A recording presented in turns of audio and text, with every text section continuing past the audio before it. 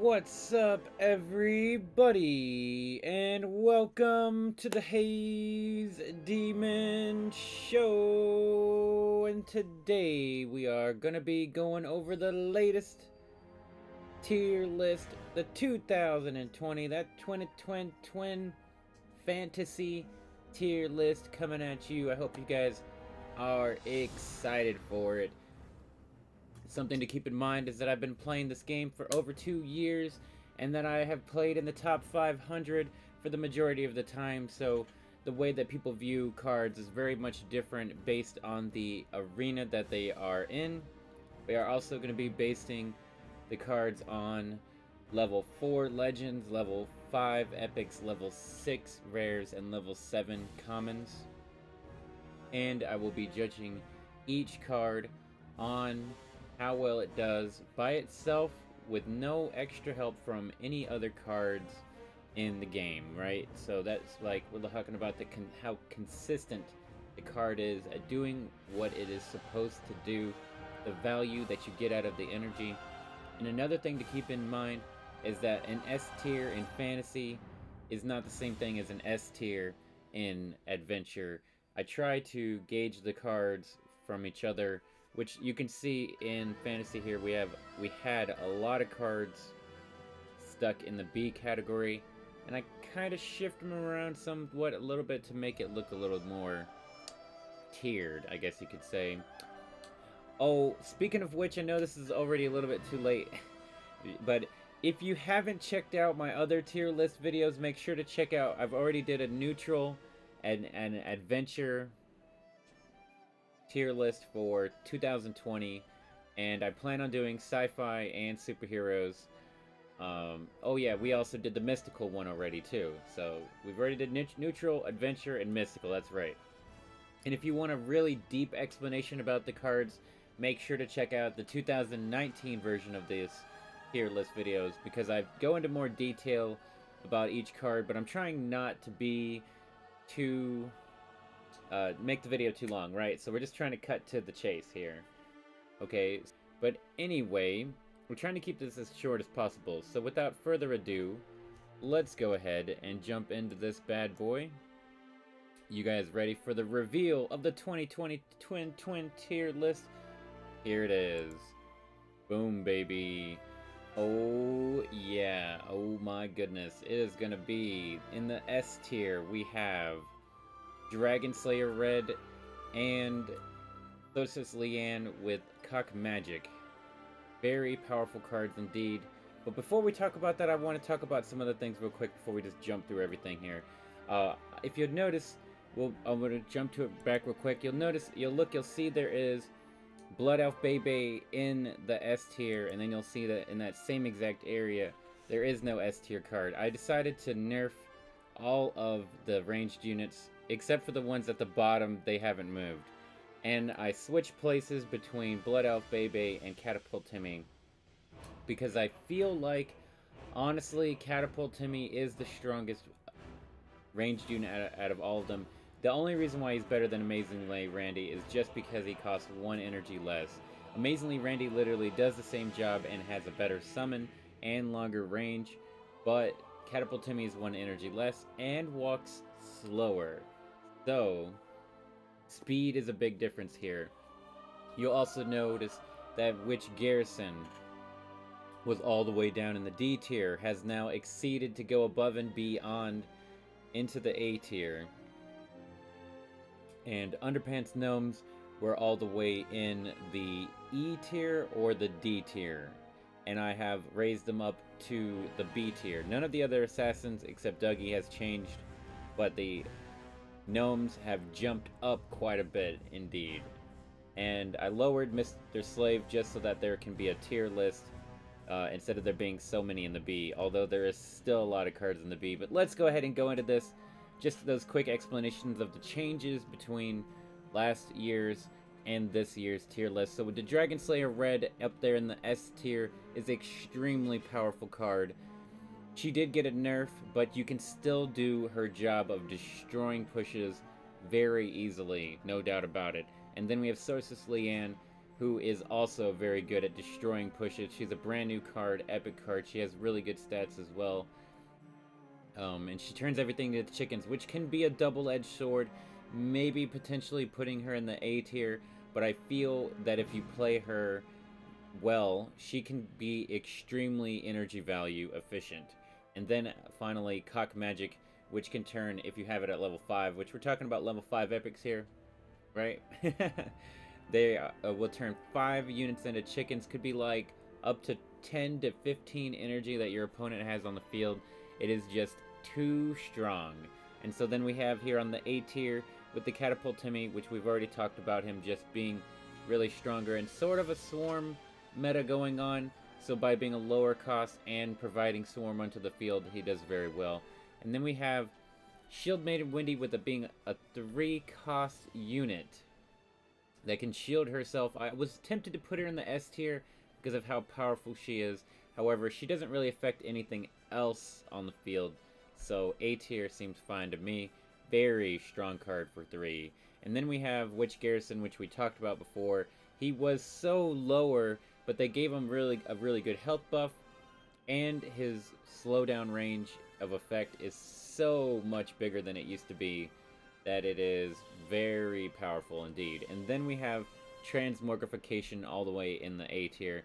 This card prevents death wishes, but that's not necessarily as important as the fact that it just removes the card off of the field by sniping it. It's not. It would potentially be an S tier card if it could be used faster. Unholy Combustion can be used before a unit hits the field, like on Ink and Kraig, Satan, but Transmogrification does not act fast enough in order to prevent these cards from happening. But it can still hit Pope Timmy, Rogue Token, yada yada yada yada. So you can still get value out of it. It's just not fast enough. It needs to be faster to hit that S tier. Then we've got the B tier. Amazingly, Randy, his place hasn't changed this year. I feel like he literally hasn't been changed at all, other than the units that he's playing with. Very strong, long range, a very good amount of health, and provides 2 units on the field. The chickens are pretty beefy, cheddar cheesy.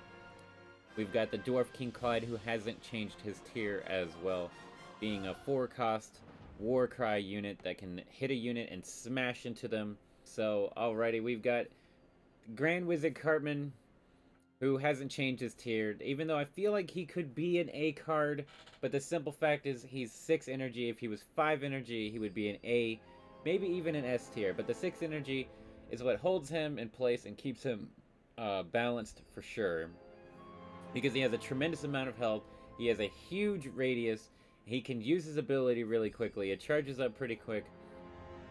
So he's definitely a wrecking ball of destruction. There's no doubt about it. But he can be easily countered in so many different ways for the energy that you have to put into him. And he requires you to have to use a different card, Pope Timmy, potentially to be able to use him better. So technically not as consistent. Sorta, right?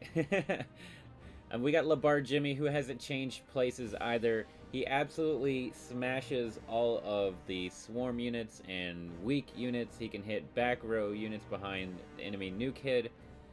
He's a common card, so his health and his stats are not that great. They're just good enough that his Warcry is good enough to do enough damage to go with it too. And then we have here Bradley, Elven King Bradley, who has been the bane of destruction for quite a few people indeed, no doubt about it, especially in challenge mode. 100%, he is like a mandatory card in challenge mode, but in like higher leagues, you can play without him. You don't need to have Bradley like you need him in challenge mode. So like, if he had a nerf on his level 3 version, maybe he would find more balance and less hate. But either way, his ability to raise the attack and the range makes him a very powerful card, but he doesn't necessarily do anything himself. He has okay stats, they're not bad, right? And his also has a little bit of a knockback with his character. So, very, very good card. He did get a nerf which I think we did the tier list video last time after the nerf, I'm not sure, and I put him in the B tier, and I still think he's in the B tier, and I guarantee a little birdies in my head are telling me that because he's getting banned in challenge mode and things, he's probably going to get nerfed again, right? So, me not putting him in what everybody feels like he's in the S tier right now, me being safe and leaving him in the B tier where I've already got him, I feel like is pretty good. Maybe C plus if he gets a little bit of a nerf. So to keep that in mind, guys. And Gnomes, like we were saying, Gnomes were in the D tier, I'm pretty sure. And they are absolutely monsters now. They got such a huge buff in health and attack that if a unit is not paying attention to Gnomes, they will instantly chew away a unit extremely quickly. Their DPS is so high that it doesn't matter about their not having a death wish or anything. So they make up for not having a death wish very, very good. And they're also, being 3 units, they can make more swarm efficiency with only 2 energy getting the 3 units on the field. So very powerful indeed. They are, and Nomies are my homies since day 1, you know what I'm saying? Alright, we got C plus here. It's gonna be Blood Elf Baby. I had her in the A category. There's nothing changed about her whatsoever. She hasn't even been nerfed. You could potentially say she's still a B worthy card at most, if not A, which she was in the S tier before, right? But I nerfed all of the ranged units because they technically don't have an ability that just blows up the field. You know what I mean? They don't affect many units all at one time, so I feel like they didn't really deserve that upper tier. But that still doesn't mean that C plus Blood Elf Baby and above they're like mandatory for any fantasy. You don't have to run all 3 of them, but if you're running a different deck, generally whatever other combination, be it adventure, mystical, sci-fi, whatever, you're gonna run fantasy ranged units because they're just so good. Anyway, get off a little subject here. Blood Elf Baby being only 3 cost, she has a really good damage and decent health, but every time she kills a unit, she raises her health and heals herself. So sometimes she can just kind of snowball into being absolutely unstoppable. So I'm sure a lot of people would see her as a higher tier, but I feel like adding more units into the field and then being slower, which is Catapult Timmy, is just so much more important. And then we have here the Chicken Coop, which hasn't been nerfed whatsoever since the last tier list video, and I do believe it is a really good C plus card. I had it in the B category, but I nerfed it just because, I mean, it doesn't really do a whole lot itself. You have to build up the chickens and stuff. I mean, it's still a great card, don't get me wrong. It's a good stall card, and there's a lot of there's some strategies to Chicken Coop that's really good. But people are more aware of swarm units now, so I feel like playing Chicken Coop, which forces swarming, is sort of overplaying energy. Like right now, basically, Underpants Gnomes, for 2 energy, you got 3 units on the field immediately. For Chicken Coop, you put 4 energy, you've got 1 chicken coop every couple seconds. So there's more time for your opponent to react to the gameplay, and you're investing more energy into it, right? And it can still work though, obviously. And the same thing with freaking Mr. Slave, man. Like I said, this C plus, don't hold these cards back just because they're C plus cards. Mr. Slave at 5 cost, being a tank, played in the right scenario, once he hits that 50% of health, he can just survive forever, and you can't get rid of him. He can just completely destroy everything by never dying, basically. And it is so funny when it happens, and it's great. It's great. Mr. Slave's a really good card, for sure. We have Rogue Token at 4 cost, which could be a B tier card, honestly, but I really like how Lebar Jimmy's ability hits the entire field. Even though Rogue Token does more damage, it's easier to predict where Rogue Token is going to be. Lebar Jimmy, you can play him in the back left corner, and it's going to kill your opponent's card in the bottom right corner. So, like, that power flexibility is what makes Lebar better. But Rogue Token is a very good defensive card. You can play both of them at the same time if you want to. Nothing wrong with that. And then we've got Paladin Butters, who hasn't been changed at all, staying in the C+ category because he has the ability. He has okay damage and okay health for a common assassin, but his Death Wish is very good. It shields a unit for like 2 or 3 seconds, something like that. And then, and you can get away with murder in the in those 3 seconds or whatever. So he's still a very good card. Comes in clutch. But then we've got here Dwarf Engineer Dougie, who did have in the B category, and he did receive a nerf. He's still a very potent destruction card you can steal bars with.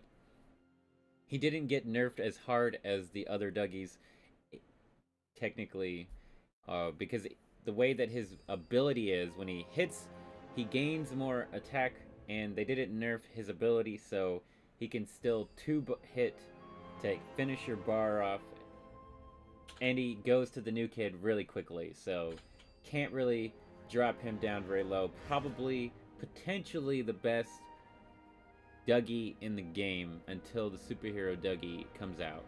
And then we have, in the C- category, Kyla Elves, which I feel like could be in the C+ category without a shame whatsoever. But for 4 energy, his health just isn't enough to be able to warrant it. But his ability is so good, giving the shield across everything, across the field, the entire field. It's not as long as his brother, the human kite, but long enough that you can get some things done with, and also long enough that he warrants, you know, a removal card or lightning bolt or whatever, and basically to be targeted by that. So still a really good card, but he can be easily taken out before he can even get his ability off. So it's tricky to play him. It's not consistent. Then we have Stan the Great, who used to be one of the greatest Stans in the world, who has fell from his podium a long time ago. However, he is not terrible enough to be any lower than this, because his ability can change the tide of a match when used correctly. He just doesn't necessarily have the attack or the health to back it up. Back it up. I like the way you twerk it. No diggity. So, on to the next. It's gonna be Princess Kinney, who hasn't changed either. And I used to run her out of all these 3. I ran her out of the assassins. I ran her only originally, then Gnomes, and then Paladin at some point. But there's nothing wrong with Princess Kinney either. She's just not as good as Paladin or Gnomes, but she's still really good. She got a nerf a really long time ago.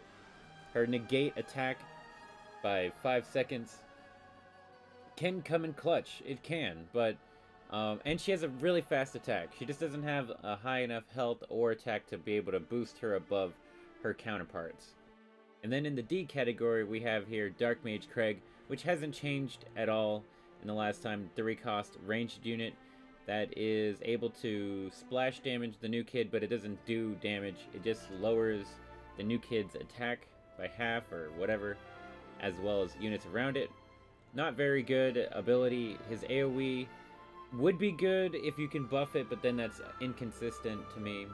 And his range is really short, his health is really short, his attack is short. Just everything about his stats are really bad, and I wish that they would buff him to be in a viable place. For sure, I wish they would. I wish they would. Like, make him a 4-cost and then just buff the hell out of him. And make him a good AoE card to compete with Terrence Mephisto and Nathan. Right? Somehow. Alright, and then we've got here this last card I'm pointing at. Not the last card, but Canadian Knight Ike.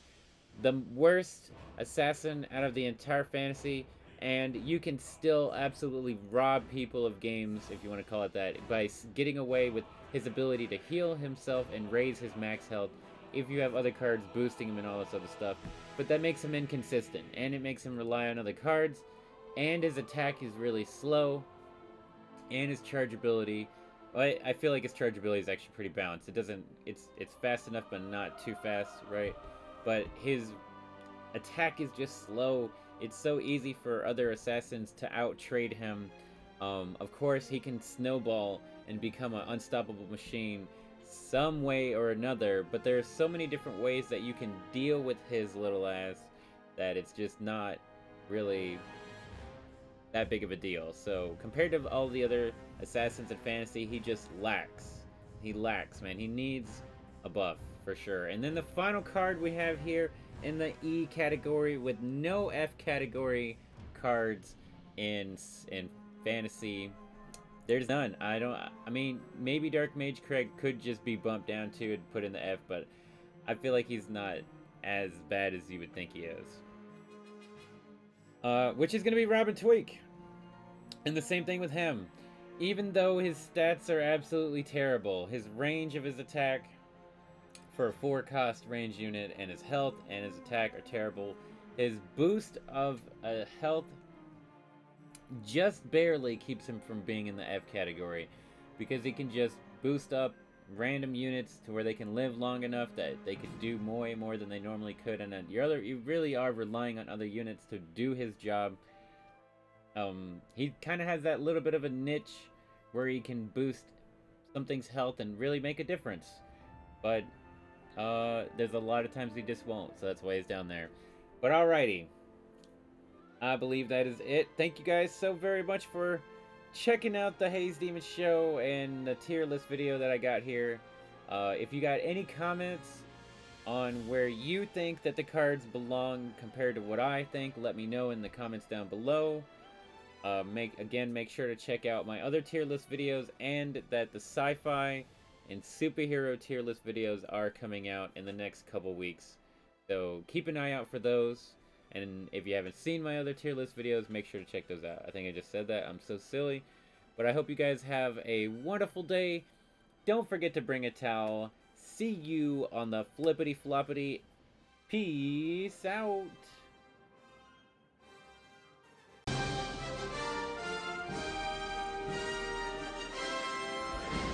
Young people from all over the globe are joining up to fight for the future. I'm doing my part. I'm doing my part. I'm doing my part. I'm doing my part too. They're doing their part. Are you? Join the Towel Nation and save the world. Service guarantees citizenship.